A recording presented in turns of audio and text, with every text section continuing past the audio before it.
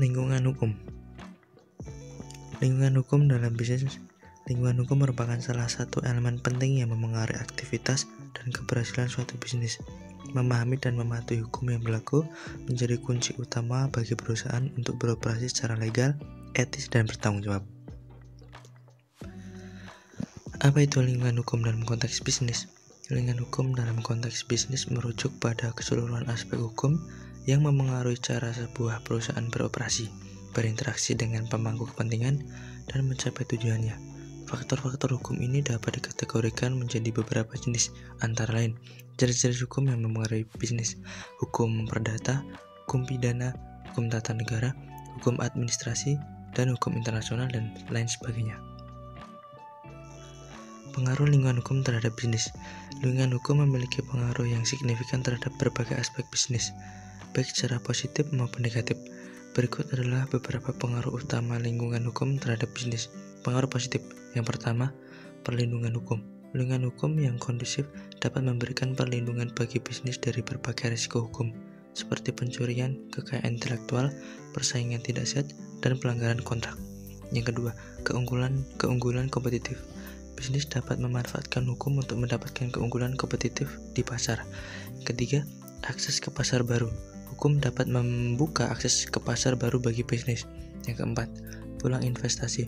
Lingkungan hukum yang stabil dan transparan dapat mendorong investasi asing dan domestik dalam suatu negara. Pengaruh negatif. 1. Kepatuhan hukum.